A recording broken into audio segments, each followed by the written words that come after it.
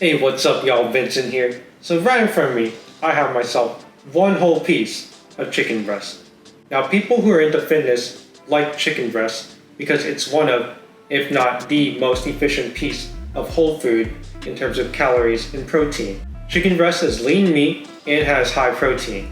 So this single piece right here is clocking in at 110 calories with 23 grams of protein. However, if we take a close look at this plain piece of chicken breast, you can see that it's not seasoned and there's no flavor on it. So it's not exactly delectable. So it seems like there is only one solution to this issue.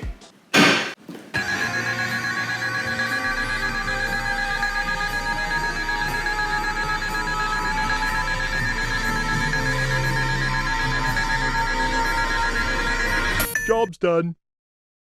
Problem solved. Now it's definitely a tasty piece of chicken that is definitely still low in calories. Bon appetit! Alright, that's not how I actually prepare my chicken, but you get the point, right? The main reason why people don't like eating healthy food is because they have this perception that healthy food doesn't taste good. But then they'll turn around and compensate for that with crap like sauces, dips, seasonings. Numerically on its own, chicken is very efficient in terms of nutritional, caloric, and protein value. But no one's gonna eat that crap on its own when it's unflavored, unseasoned, and not sauced up. Nope. So today I'm gonna show you how to prepare your own chicken without breaking the bank or your back while maintaining its caloric efficiency and tasting like $1,000,000. But before I begin, support your boy right now and like the goddamn video and subscribe if you haven't already. Alright, let's go. So for today's video, we're going to be preparing some frozen boneless chicken thighs. The reason why I'm going with chicken thighs today is mainly just because of the price. As you can see, when I went out to my local Winco to look for some chicken to buy, the prices of chicken breast has increased dramatically due to inflation. So chicken thighs were the most bang for your buck. While chicken thighs usually have more calories and less protein per serving compared to chicken breast, they're still a very efficient piece of lean meat. Plus, my life isn't dependent on me becoming Mr. Olympia or something. So I don't need to be 100% optimal with my food choices. Blend them high. And the concepts I'm going to be demonstrating for food prep for this video can be used across all different types of meats. So anyways, we're going to try to add some flavor to this. So we're not going to cook it from frozen. So we're going to go through a little bit of a process to deal with that. So step one, we're going to defrost some chicken. Chicken usually has a shelf life around 3 days or so. So I'm going to be preparing 3 days worth of chicken. So I'm going to be placing the piece of chicken in this bowl and then I'm going to be defrosting it in the microwave.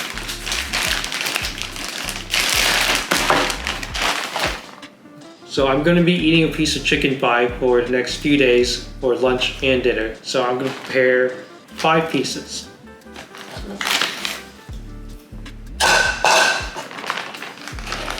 And these are pretty substantially sized pieces of chicken thighs too.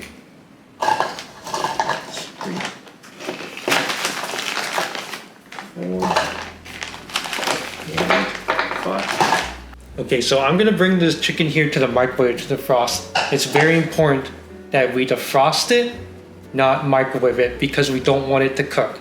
We only want to melt the ice off the chicken.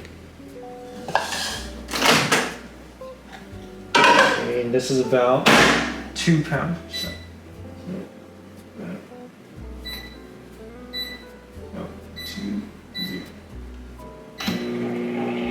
Alright, so 5 minutes, so we'll be back in a bit. Alright, we're done with that, so let's take it out.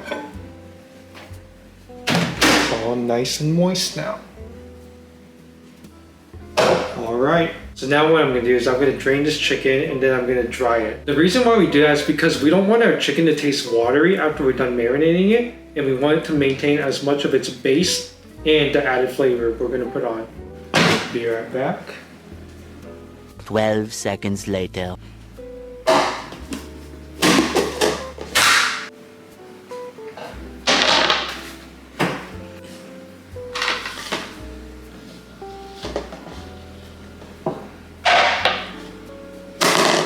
Make sure to wash your hands before you mess with raw chicken. Alright, so there's some additional steps in this process, and that involves the meat tenderizer. We're going to use the meat tenderizer to poke some small holes in the chicken so that the sauce and the seasoning can seep inside of it as well. So let's begin. So I'm gonna take out a piece of chicken first, and then I'm gonna dry it with paper towel, because I don't want to use a regular towel and leave any of the cloth residue into our chicken. So I'll just try to get this as dry as possible. And then with the meat tenderizer, I'm just gonna hammer it through each side. You know, beat your meat.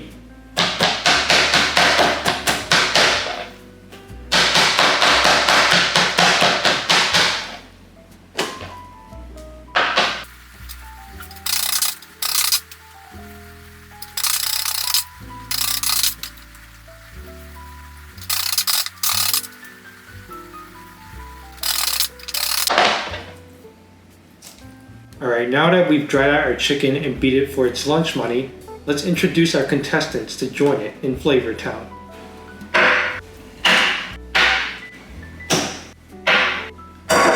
Alright, we're gonna go with a pretty simple mix today, but I'll go over each one and explain why I'm using them. So first off, we have sesame oil here. You can really use like any other type of oil, but I like sesame because it has a little bit of flavor. You need oil because you need something that's going to keep the sauces and seasonings seeped within the chicken, not have it fall off to the side. Because oil is going to be the highest caloric additive that we're going to be using, we only want to use enough to coat all of the pieces of chicken. Alright, so I'm going to put some in right now.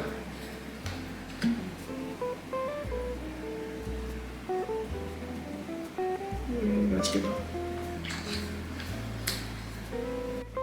Alright, moving on, we have our dry seasonings. So here we have chicken bouillon powder, which is basically flavored chicken powder. What's nice about this powder is when you give it some chicken on chicken action, it enhances that flavor. So we're gonna spread a little bit.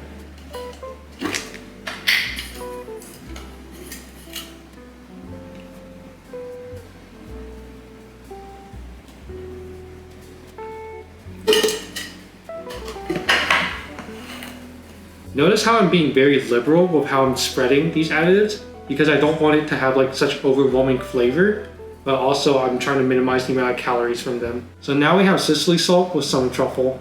I'm mainly looking to add some seasoning flavor to it now, so any like type of salt will do. I'm mainly using this salt because my parents buy it, and truffle is expensive as so I'm just gonna take advantage of that. And I'm only gonna add pinch amounts.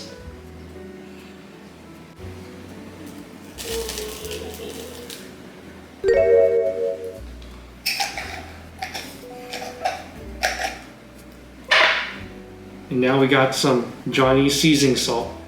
Seasoning salt is the goat of salts. The goat!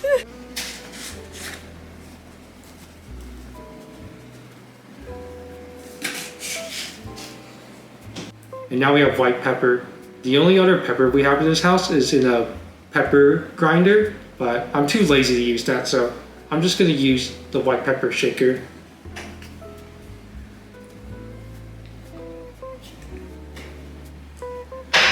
So now we have our marinade of choice, and I'm just going to be using the original Kiko Mint teriyaki marinade and sauce. We want to use marinade because we want something that's meant to seep in for flavor, not to be added as like a topical additive like sauce. Plus, when you actually cook sauce, it gets burnt at high temperatures, but with marinade, it takes a lot longer for it to do that, so it can cook within our chicken. And with our marinade, we don't want to go super ham on this because we still want to be efficient with our caloric additives. So I'm just going to add enough for all of the chicken.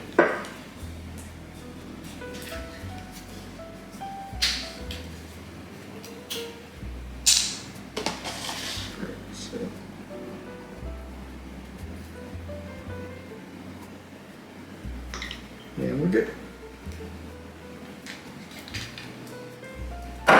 Any excess marinade you add is just going to fall to the bottom of the bowl, so what's the point? And now that we put in all of our additives, we want to mix it all in. So the best way to do that is through using your hands. So let's get down and dirty.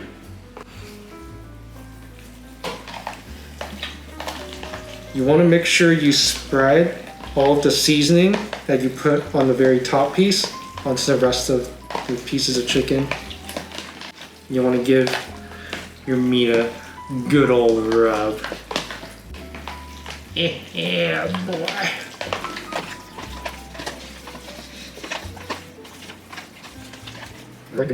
Wash your hands, kids. Alright, so now that we're done. Alright, so now that we're actually done prepping the chicken. Alright, so now that we're done prepping the chicken, we're gonna put it in the fridge and let the flavor and marinade seep in for a bit. It's best to give it a few hours, so my best practice is to prepare the chicken the night before and then eat it the next day.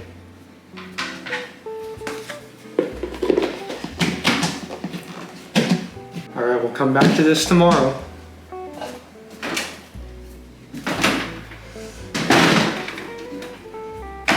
The next day. Alright, it's the very next day, so let's make our chicken.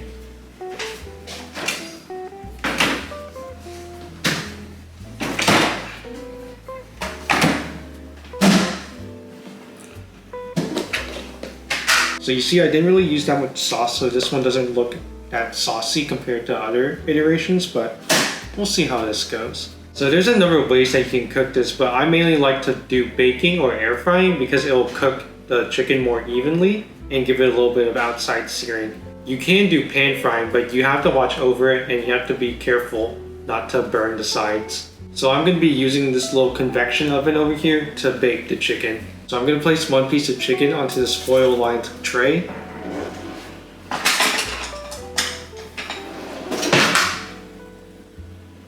Yeah, let's pick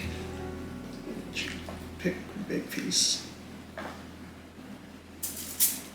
Alright. So if you want to make a juicier piece of chicken, you can use another piece of foil and wrap that up instead. But I want it to sear a little bit on the sides. So I'm going to let it cook openly. Alright, so we're going to try to cook this as quickly as possible on high heat. So I'm going to set the temperature to 450. And then I'm going to set the timer for around 14 minutes. We'll be back in a bit. Alright, now we're going to flip it over.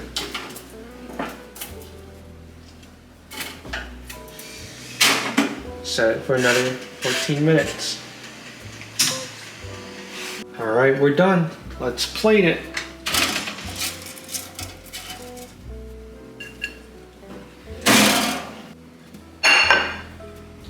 Alright, we got our piece of chicken here, so let's examine how it looks. Looks pretty good. It's pretty brown all over the outside with a little bit of seared edges from the high heat. So we're just going to cut it open real quick and see how it looks on the inside. Yeah. Here we go.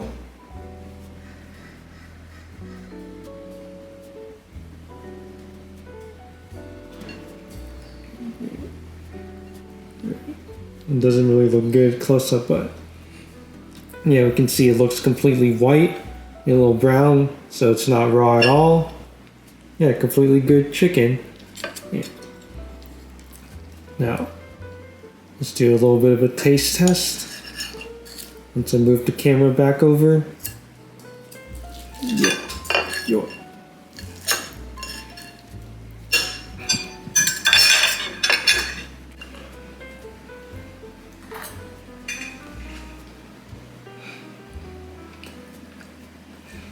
Yeah, it's pretty good for the amount of prep I put into it.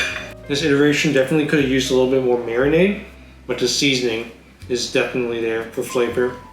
And yeah, that's how you make affordable and tasty chicken for meal prepping. Now that you know how to make good tasting chicken for cheap, there is no excuse for you to go out and do the same thing. But that's it for this video. As always, if you made it to this point, be sure to give this video a goddamn like. Leave a comment if you have something to say, and subscribe to stay in the loop for any future content that I make. We're all done here. I gotta go eat now. Bye-bye!